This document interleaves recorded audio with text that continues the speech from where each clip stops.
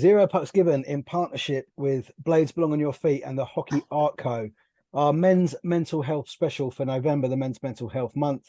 I'm absolutely thrilled to be joined by my friend from 3 on 3, Scotty Findlay, and Ed Archer from the It's Okay campaign and the Mentalk Health podcast. Gentlemen, how are you? Yeah, good. I'm good, mate. How are you? I'm great. I'm so pleased you both joined us. Normally, when me and Scott are together, we're talking boxing. And Ed, although me and Ed have known each other probably the best part of 30 years, we've not seen each other for quite a while. Yeah. But yeah, I mean, the topic of tonight's episode really, November has been Men's Mental Health Month for a little while now. Movember was kind of one of the first starters of it. Unfortunately, you can see we're all bearded. I'm not allowed to do it anymore. It kind of freaks my wife out when I have them. I'm not allowed either, to be fair. But it's not for me. I end up looking like a 70s sort of movie star that we don't watch. So it doesn't work. Do you go for the handlebar though? Whatever I look like, it's mugshot material. So it's not happening, unfortunately. My father-in-law is a wearer of a moustache, so that kind of puts it in the bin for me straight away. Yeah, unfortunately, I would love to join in on it, but last year during this, Scotty, you and the guys on 3 on 3 did an incredibly poignant episode regarding men's mental health, and I believe it was the Bristol Giants that kind of pushed this "it's not weak to speak" banner amongst a lot of the players in the Elite League and trying to get male fans to communicate as well. Yeah, the Belfast Giants is who it was. Their fan base came together. There's like Belfast is a tough What did place. I say? Did I not say Belfast? You called them the Bristol Giants. You're just amalgamating two teams. Yeah. We'll call the Bristol. We'll call Bristol the Belfast Pitbulls for the next episode. But no, Northern Ireland has one of the highest suicide rates for men across the world. To be fair, so it was an initiative that was fan led, and it just said for people to come together and talk. Which seemed to go down really well. There was a lot of leaflets handed out to people, and they've taken it up because we don't speak as a whole, do we? And it was good to see that people felt okay with it and backed it and wasn't shy to back it, because you can always do things behind closed doors and secretly be proud of something, but to put yourself out there and not shy away was great to see. Yeah. And Ed, I mean, I think the It's Okay campaign kind of come around before the Mentalk Health podcast, but yeah, both of them have just been incredibly successful. Do you think as men we're getting better at doing this? Yeah.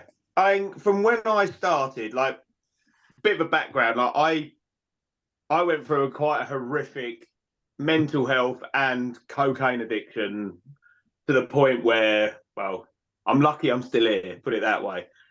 And I started the campaign purely as to be addicted to something else, something a bit more positive. And when I first started the campaign, 5 years ago now, it was at a point no one was talking. Mental health in general wasn't really talked about, and if it was in its infancy. And I wanted to get men to talk, because even like I didn't really want to talk about my mental health, and I didn't know anyone that did. And I think it needed to change.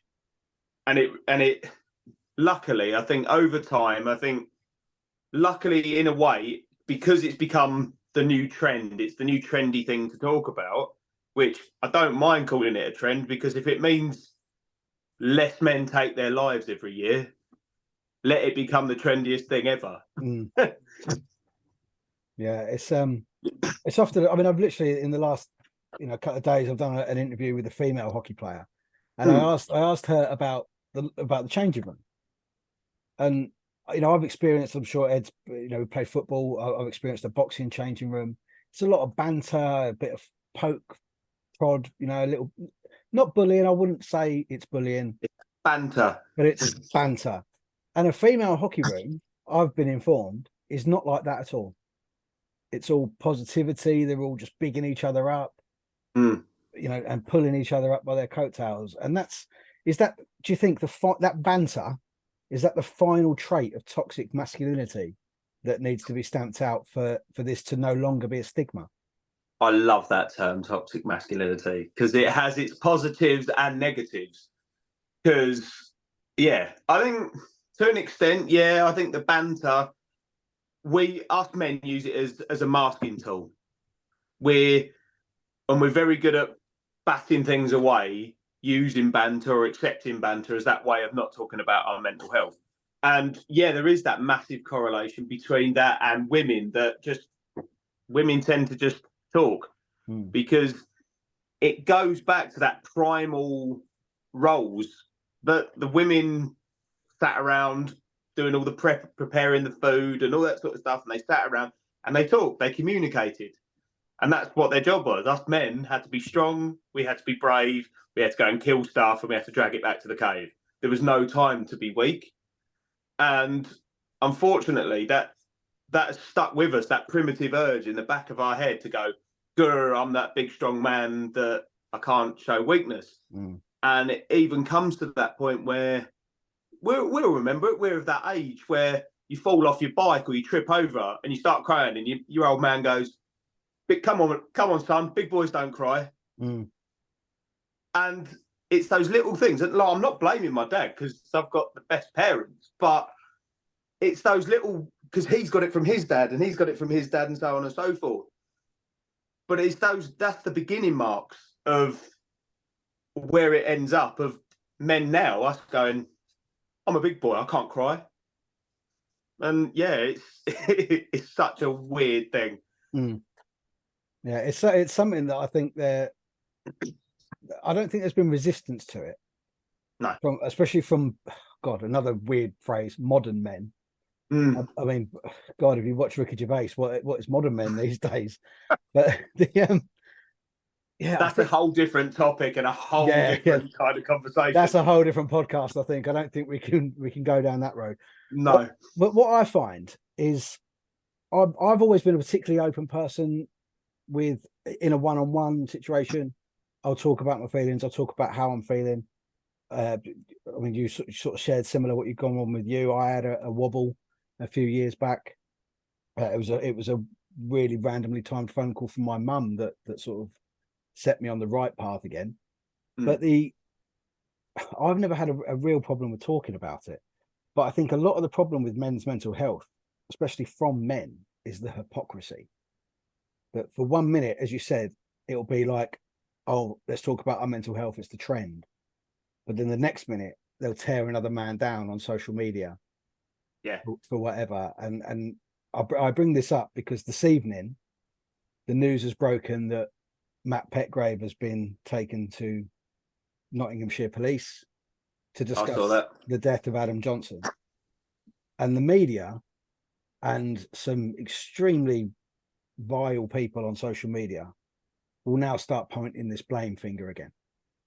Yeah, I saw exactly the same thing, and I was going to bring it up because it's that kind of, unfortunately, it's the media. They have this way of spinning it to, we don't know what the reason behind them asking them to him to come in. He might not have been arrested. He might have been asked to come in for questioning because it's a line. A man has died. Yeah, it's a standard procedure. Yeah, and I think they could have just said, right, can we come in? We just want to cross the T's, dot the I's, and make sure everything happened right. But unfortunately, the media like to go, he's been arrested on suspicion of manslaughter and all this sort of stuff. And because of it, social media, the dark side of social media. I mean, Scotty, this is your league. Do you know what I mean? And you did an incredibly poignant episode with the guys last week that was beautifully managed. And I mean, what's the kind of? I mean, obviously, it's only happened in the last hour or so. What's the feeling? Deflation again.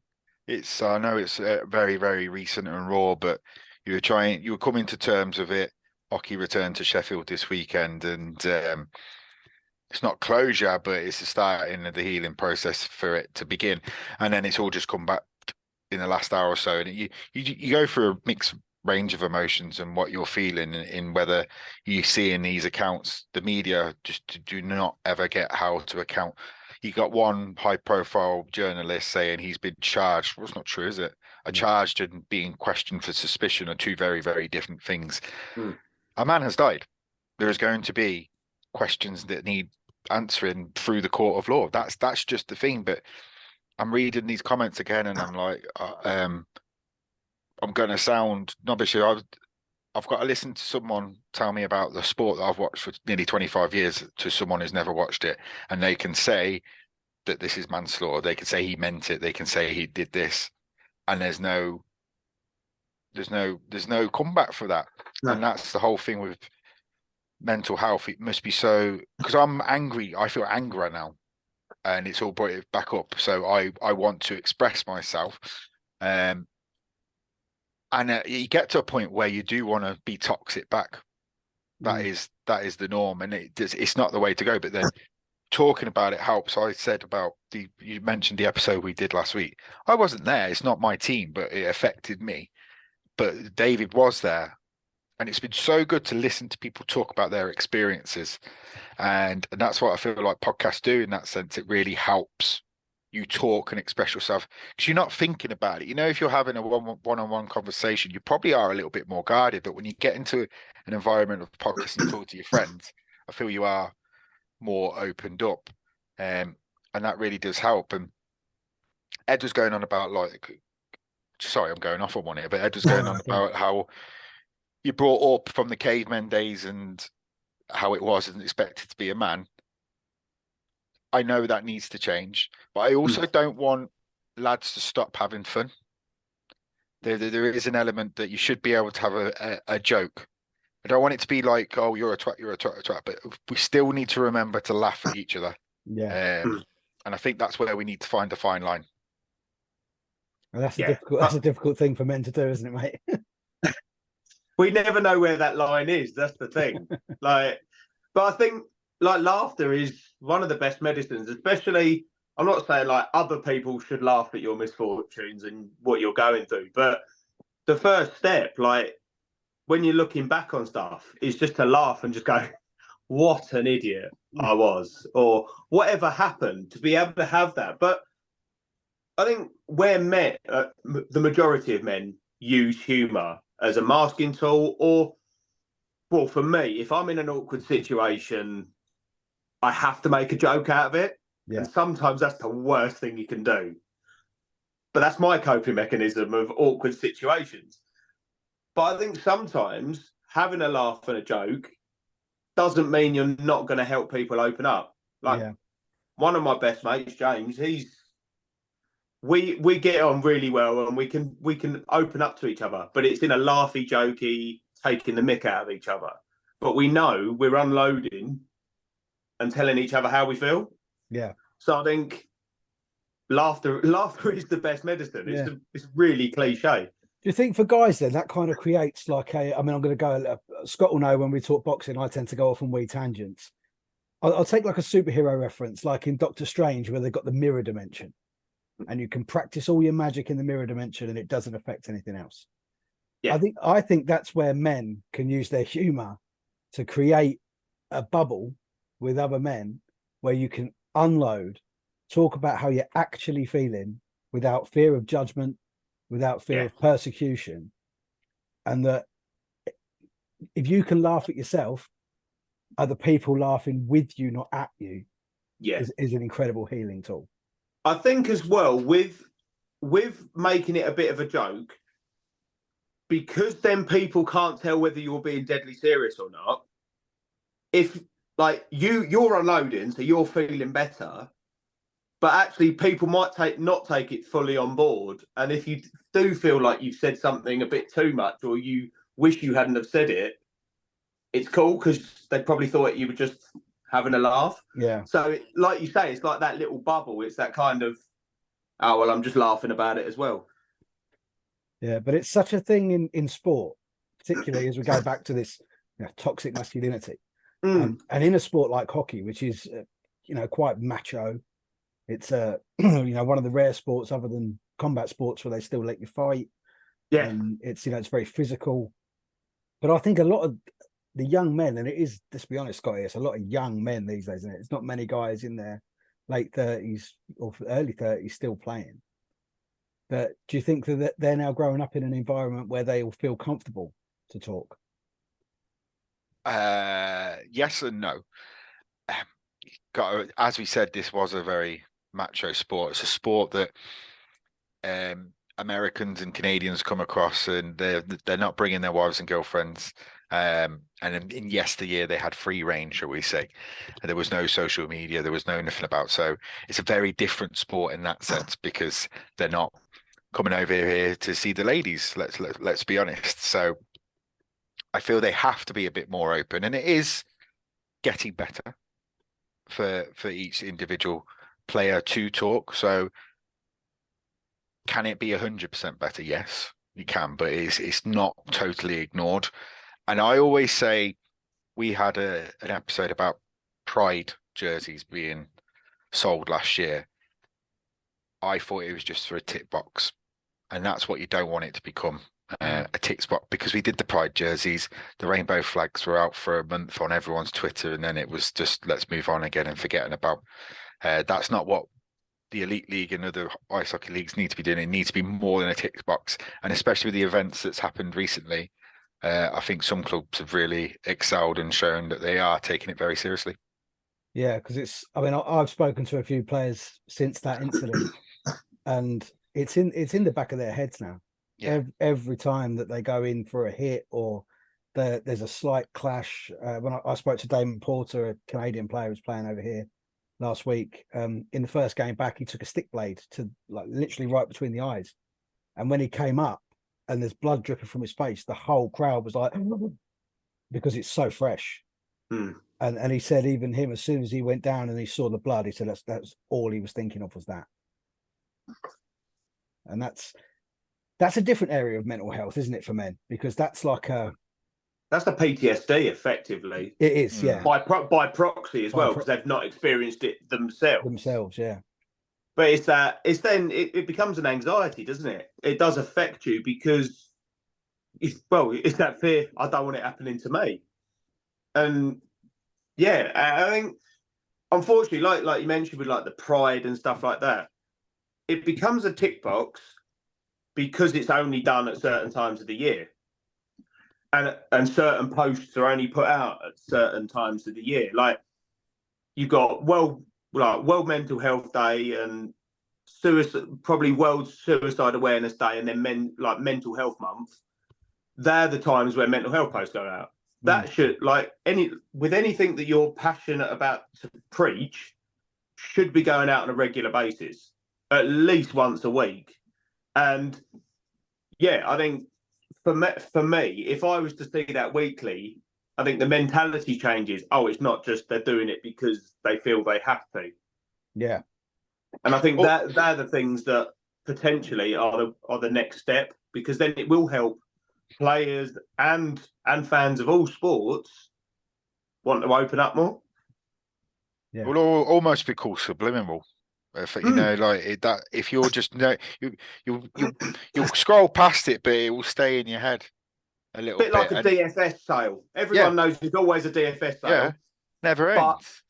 Yeah, that's the thing. They've got a new sale, and it comes out, and they're always advertising. But if you go, I need a sofa, I'll probably go to DFS because they've probably got a sale. Yeah, and like you say, subliminally, if you keep throwing. Even if it's the number for the Samaritans or just a statistic post, every so often, like you say, it's ingrained then. Yeah. Is that something I really get annoyed with? Sorry, I really get annoyed with especially with the NHL and ice hockey. Every year, bow, let's talk, and all you get about half the NHL tweet it, and then the next time they tweet is a year later when they just send that tweet out again. Probably get paid to do it. Well, it doesn't do anything. It just for that day. For that day, they get a few clicks and likes, and that's a disingenuity of people when they talk about supported mental health. A lot of them are doing it for their own game. That's where we need to really clamp down. That's what I made that point on our podcast a couple of weeks ago. When it becomes a trend for influencers or celebrities, sports people to jump on to boost their following or their interactions, when they throw out this token mental health. Like, I've seen it so many times when you've seen when Matthew Perry, he's a good one to talk about, bearing in mind he was an amazing hockey player and he was a hockey fan as well. We don't know the ins and outs of his death, but we have a very good idea of the ins and outs of his struggles across his life. And as soon as his passing, no one cared about his addiction or his mental health when he was alive. I never posted saying this is the person that needs help. As soon as he passes away, everyone is posting about it, and it becomes that thing of, oh look, he's relevant, so he's going to get those likes, those follows, those comments. And I think if mental health, the message wants to become more genuine, the likes of these sports people, if they truly believe what they're preaching or at least posting, that needs to be like at least weekly or at least monthly to prove, look, this actually is a problem. Yeah. The on the subliminal side of it, Ed, I mean, people that are watching us on YouTube will see the 3 logos of our podcast at the bottom there. The logo for the Mentalk Health podcast is incredibly powerful. And that's, I came across it actually before I even knew you were involved in it. And it just, as I was flicking through, I saw it and I was like, wow, that's really spoken to me, because that's how, as a, you know, a man, I go to work, come home, wife, daughter, job, podcast, all this stuff to think about. You have to decompartmentalize your brain. But you forget that all these other things you're doing about it, you've also got the anxiety, the worry, the, you know, financial burden. It's all there. And that's, that was an incredibly powerful image. I think it, like you say, it is those little things that we wanted to make that logo to be able to go, like, you can talk about your mental health, you can talk about all these things, but they're always going to be up there. There is always going to be more than one thought. And unfortunately, being ADHD myself, I've got all those thoughts plus a million other things that I see, and it's an amazing idea all the time. So I think to be able to show people, look, you've got all these things in your head and it's okay to have them all in there, but you've got to talk about it. Ed, out of interest, if you don't mind me asking, when were you diagnosed with ADHD? Because that's not something that was really spoken about when we were young. It was, but we know what the connotations were. You were the naughty kid at school. You didn't have ADHD. You were just a little shizer that just caused trouble. So at the moment, I haven't got my full diagnosis yet, but I'm going through that process. I initially got diagnosed by he was an unconscious mind therapist. So he does a lot of like kind of activities and stuff with you where you stand there and you close your eyes and you imagine yourself in different scenarios and stuff like that.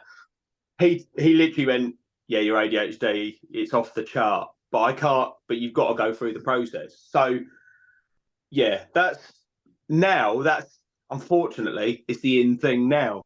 There's a lot of people self-diagnosing on social media, oh, I'm ADHD because I think about more than one thing at a time. No, that's just an overactive brain. So yeah, it's a weird one. Yeah, it is a weird one.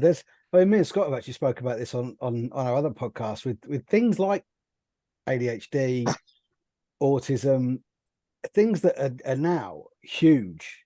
When we were younger, was never spoken about. So when you consider the time scale of that, you know, if we were to put that into this context, could we say in 15, 20 years that men's mental health will be taken very seriously and discussed at length, like things like ADHD and autism? I believe it'll be a lot sooner than that, only because you think the reason we've had a rise in all these kind of everyone's more aware of a lot more things. It's technology. Like 15, 20 years ago, we wouldn't be doing this. No. Like you couldn't do that on a Nokia 3330. So like, and you think of the progression from when we used to have Kickabout in Brightlingsea to to now, that was what, 25 years ago? Yeah. And how much technology has changed, and in turn, the research behind it.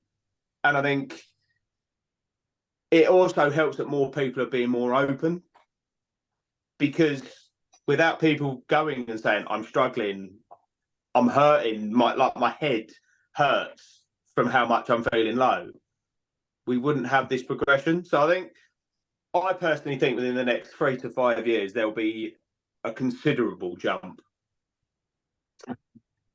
I hope so, because the technology is also half to blame for it, isn't it? It's a double-edged sword. It's the rise and fall. It's like that 2 steps forward and 1 step back. Because, like you said about these people that self-diagnose, it's because some idiots on TikTok and Instagram say making a joke of it, really, and then that is putting it into your brain. I mean, especially over the last few weeks, I always thought I wanted to be famous. I now don't, because I mean, don't get me wrong, would like the money of someone being famous. Who wouldn't? You like the benefits. The benefit, yeah. But I just you look on a Star's account and the tweets and the stuff they get below, and everyone's an expert, and you can so easily access someone. For me, I think I'd crack under the pressure. I fly off the handle at most situations. So if I was in that situation where I've got Joe Blogs and 100,000 others slagging me off or saying something nasty about me, I wouldn't cope with it. Would not cope. That just, it baffles me on a daily basis. Like, I started the campaign. I do this off the back of me having a job, having a family. Like, if I have any spare 5 minutes in my day, it goes on my campaign or the podcast. I still get trolled on a mental health account. I get trolled on a daily basis, or told I'm wrong, or told I'm this. There was a post I put up, and after a while, like, my wife said to me, just delete it because it's causing you too much stress. Like, it was a post to say 115 men a week commit suicide. Now, looking back, I've been told to use the word commit, like commit suicide, is wrong by nowadays terminology, because it can be the connotations of when suicide was illegal and you're committing a crime. Yeah. Cool. But the amount of people that focused on the terminology and not effectively the 6,000 men a year taking their life because they can't talk blew my mind. I was like, who cares? I could say, well, I'm not going to, but horrifically worse words than commit suicide.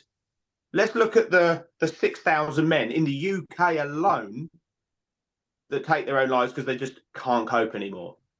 And yeah, like you say, it's the fame's got its benefits, but the social media side just being ripped apart, especially I do nothing but try and do good. Yeah. And you're still getting trolled. That's the hypocrisy that I mentioned earlier, wasn't it? That it's just, these are the same people that will share, mental health posts here, there, and the other, and then they'll tear someone down anonymously from behind a keyboard. Do you know what? I have a bit of a sick hobby, and it is on Facebook, usually on posts like the Sun or the Daily Star, when a celebrity, usually a female celebrity, is on a beach and they're taking photos. I have this thing of, like, it must be the ADHD in me. If I see someone trolling, I'll go to their account and I will scroll until I find that profile picture that says "Be kind," and I will put, and then I will reply, "This you," and I do that. And most goes, "You've got way too much time on your hands," and I'm like, no, I just want to point out massive hypocrisy, because if you're going to preach be kind and mental health and all this sort of stuff, don't then go and rip someone apart as well. Yeah. It's that hypocrisy. Yeah. And it's these people, I find it would probably be these people that are struggling, and they need to talk to someone about. It's through insecurities. Yeah. It's insecurities and a lot of the time jealousy. Yeah, with celebrities, I suppose. Yeah. Yes, major jealousy's the major one for me. Yeah.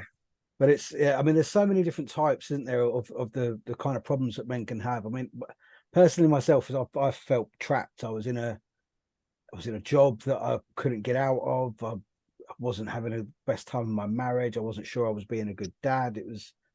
Felt I had no way out. And at that point, I felt I had no one to turn to either. Like I said, it was a a very randomly timed phone call from my mum that was, I was probably hours away from doing something quite stupid.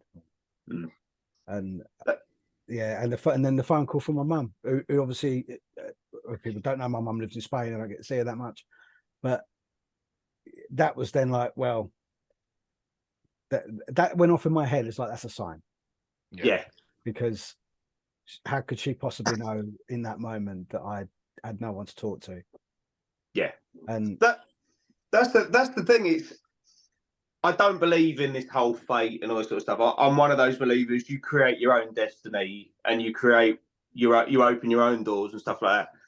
But stuff like that still freaks me out, because like I've had similar kind of things where you're in a position and you just get a phone call or a text or whatever at just the most opportune time.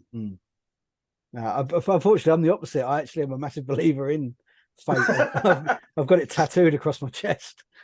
So, I'm hoping you do believe then. Yeah, I do believe. But it's and this, I mean, I'm probably only talking 4 years ago, 5 years ago. I can't.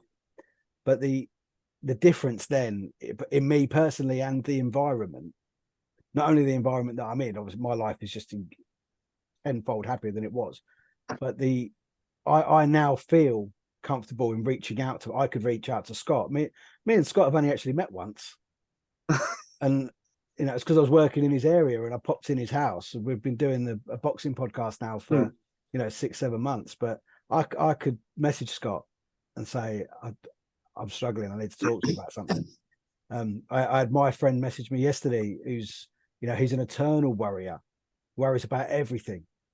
And I now feel comfortable enough I can reassure him. Like I say, that's right. Yeah. You haven't got to worry about that. If that happens, then that happens and you'll be fine.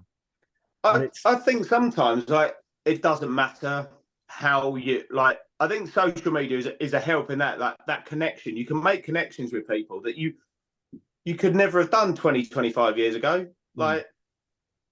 You had to make that connection face to face. And I think Matt and Hayley that I do the podcast with, I've only known them since January. And people have gone, oh, you must get on really well. You must be really good, mate. I'm like, no, we've just got the same passions. We've got the same issues. And I think you bond over common things. And we've all got this common thing to do good. And like you say,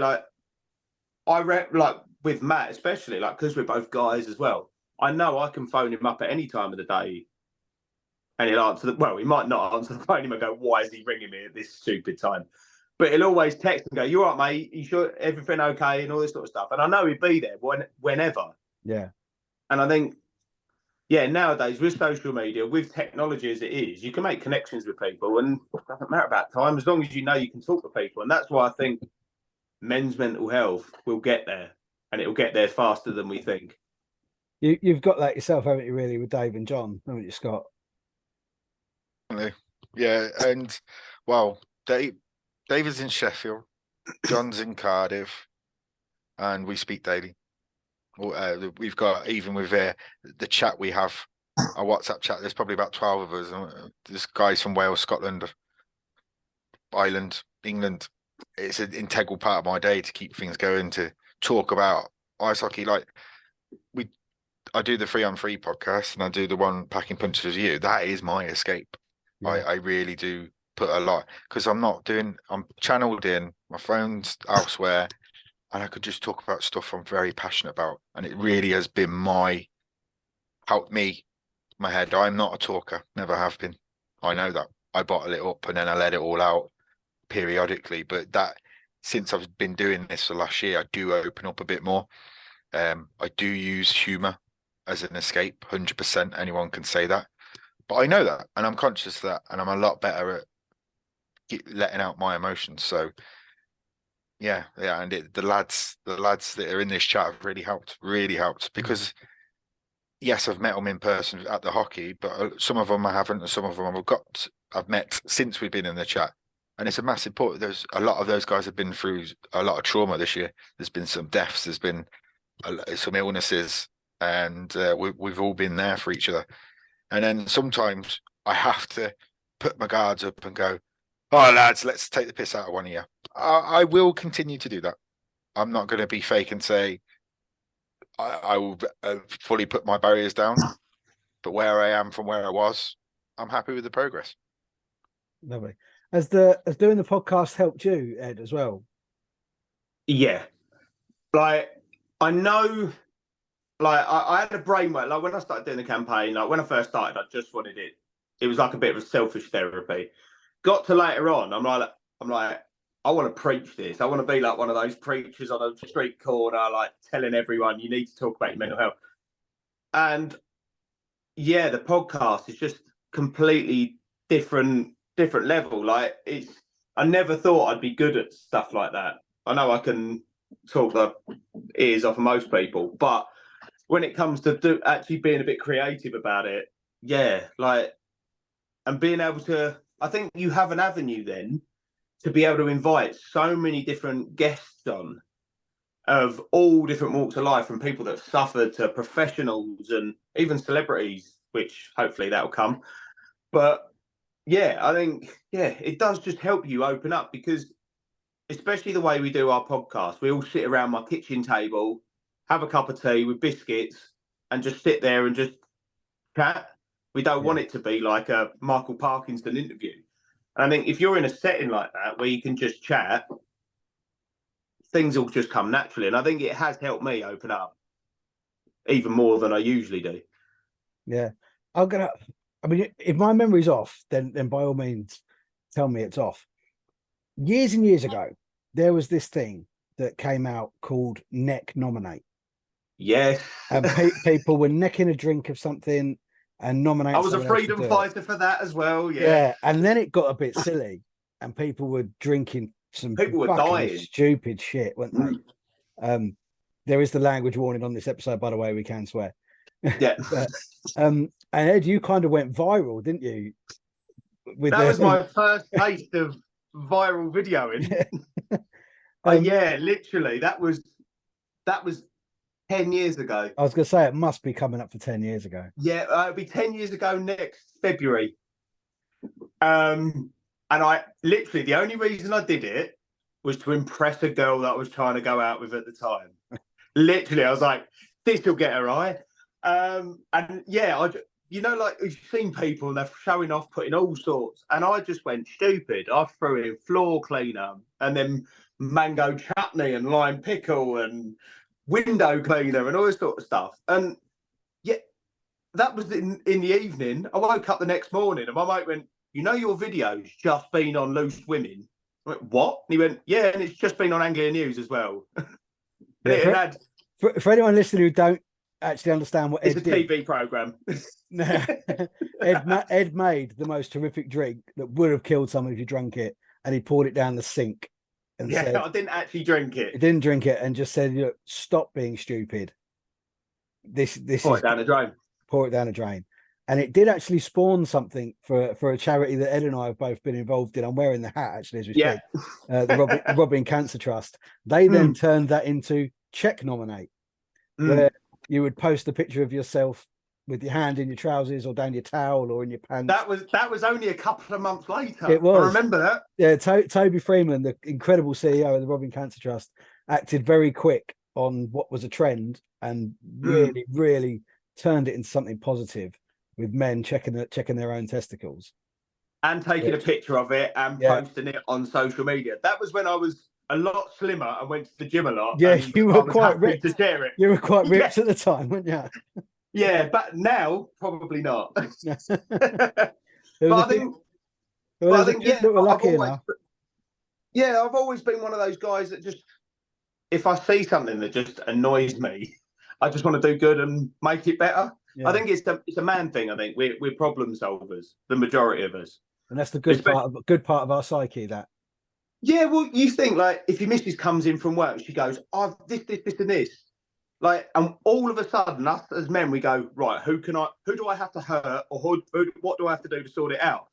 When actually, she just wants you to just listen, and that's the thing. But yeah, like, I think what what we're trying to do to like now is try and make a problem slightly less of a problem. Yeah. And I mean, I think the old apt of a problem shared is a problem halved is so true. Yeah. Anyone that's actually shared a problem with a friend, they must know how true that is. Yeah, and I don't think anyone that has opened up about their mental health in any, however of a degree they have opened up, can say they feel worse after doing it. Yeah, absolutely. Because you do. I had the analogy. It's like your thoughts is like blowing air into a balloon. If you just keep storing them and storing them, at some point that's going to go bang. But if you talk, it's like letting that air back out the balloon, and it's like a pressure valve. You don't have to do all of it. You don't have to just dump everything on someone in one go. But even if you just go, I've had a crap day today. This person did this, and I'm just feeling a bit low. That's better than not. Mm. Yeah, that's very true. I can't get the sound out of my head now of releasing an air out of a balloon. yeah. Now I can't. Cheers. But I mean, so moving forward with the Mentalk Health podcast, obviously you've had a few guests on. Marina Lazaris is quite a good name in especially talking about men's mental health, which people wouldn't expect from a woman. But I've listened to a lot of her podcasts since she was on yours, and she's a good listen.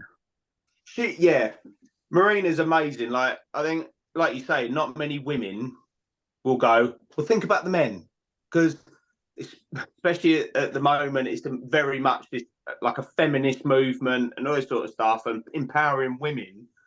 But I think she's on this kind of course of, but if you only empower women, you're going to leave men behind, and it's only going to be worse.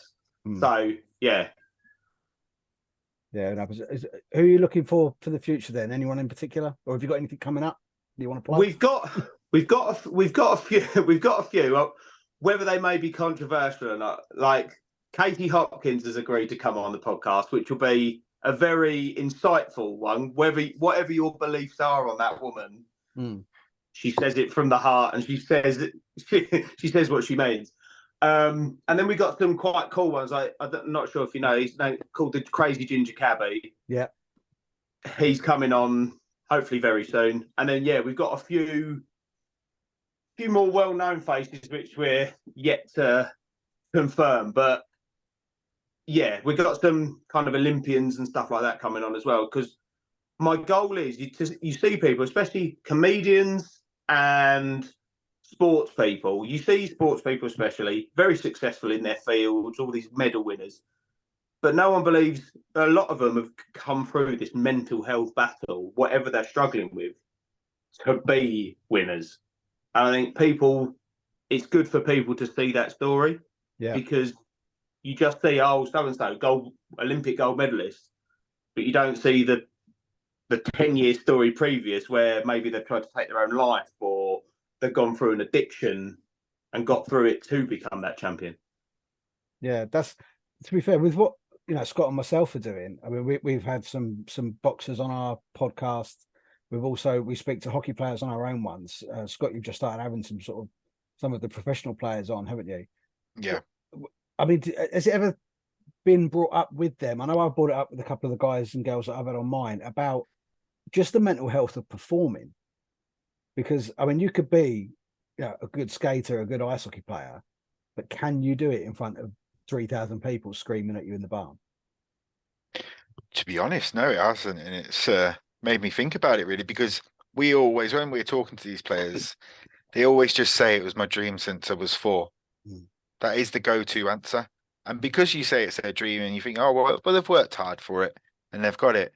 But the reality is maybe they're not fully satisfied with what they're doing as well, because no disrespect to my league, we are probably the 11th, 12th best league in the world.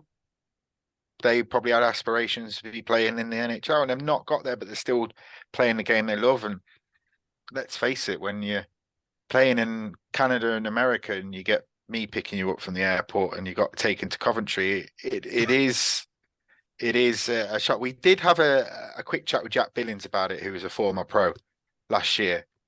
And and he was saying it was a tough battle thinking about it. And yeah, you just don't think it's good. It's a good point. I never really thought because we're trying to be cheery about it. It's something that I will consider just to see what these players say. Because some will have their guard up, but I think some will be very open into what's saying. So it's something I will consider for my future episodes. Well, some of the lads I've spoken to have kind of said that they've either developed mental pathways of blocking it out. So to them, they're just on the ice with 11 other guys playing a game. But to some of them, it will get to them, because I brought in my own experience of when I was an unlicensed boxer, that I can do 10-week camp. I look terrific in the gym. My technique is flawless. I'm dropping people in sparring. And then I get to the fight night, the big lights come on, the refs there, the announcers doing it there, and I'm mentally not there. I freeze. I can't bring out anything that I know I can do. And it's incredibly frustrating. And I wouldn't consider myself to be mentally weak, especially with, you know, what I've been through in my life. I consider myself quite mentally strong, but that barrier I can't break down. And I think as well, you got the flip side as well. Like, but what people don't think is, like, when you're a sportsman, especially a professional athlete, you are going through daily. Like, you're not just turning up on I don't know, like when you're playing football, you're not turning up at Saturday at 3:00 for going, right, let's have a kickabout. It's every morning, and all these, well, I know a lot of swimmers and gymnasts, especially, that they're at a swimming pool at 4:30 in the morning. Yeah. And like, I know what it feels like. I get to the gym for 6 a.m. every morning. I try my best.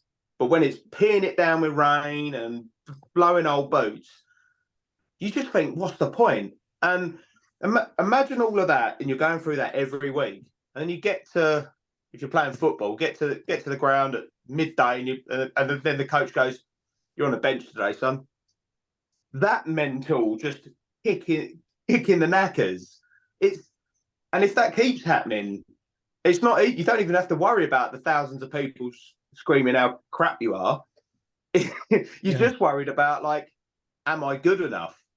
And I think this is where then it comes back. If your aspirations, I don't know, playing hockey and you want to go to the NHL, but you never meet it, that has got to be one of the big swift kicks, isn't it? Yeah, and we've had players over here that obviously have played in the NHL, haven't they? But they've not, you know, they've not killed it. They've not done, you know, 200 games, whatever. They might have had a handful of games, and then they drop to the AHL or the ECHL, and then finally make their way over to Europe. Whereas, the game here is improving without doubt. A lot of the foreign players that play here, or import players as we refer to them, are always pleasantly surprised at the level of the young players in this country.